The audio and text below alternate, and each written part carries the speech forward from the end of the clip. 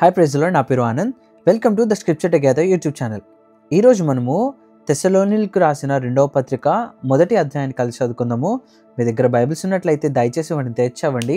ఒకవేళ లేనట్లయితే స్క్రీన్ మీద వాక్యం వస్తుంది, దాన్ని చూసి అయినా చదవవలసిందిగా కోరుచున్నాను.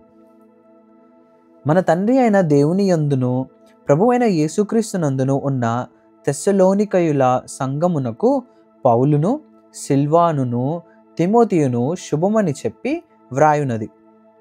తండ్రి అయిన దేవుని నుండి ప్రభు అయిన యేసుక్రీస్తు నుండి కృపయు సమాధానమును మీకు కలుగును గాక. సహోదరులారా, మేమెల్లప్పుడూ మిమ్మును గూర్చి దేవునికి కృతజ్ఞతాస్తుతులు చెల్లించుటకు బద్ధులమై ఉన్నాము. ఇది యుక్తమే. ఏలయనగా మీ విశ్వాసము బహుగా అభివృద్ధి పొందుచున్నది.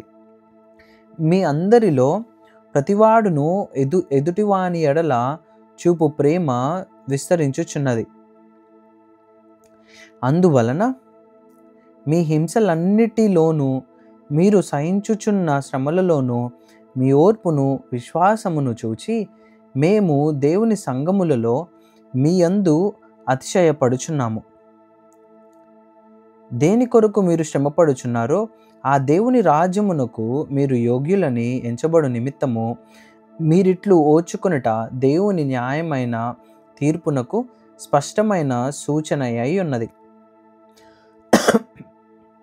ప్రభువైన యేసు తన ప్రభావమును కనపరుచు దూతలతో కూడా పరలోకము నుండి అగ్ని జ్వాలలలో ప్రత్యక్షమై దేవుని నెరుగని వారికి మన ప్రభువైన యేసు సువార్తకు లోబడని వారికి ప్రతిదండన చేయునప్పుడు మిమ్మును శ్రమపరుచు వారికి శ్రమయు, శ్రమ పొందుచున్న మీకు మాతో కూడా విశ్రాంతియు అనుగ్రహించుట దేవునికి న్యాయమే. ఆ దినమున తన పరిశుద్ధుల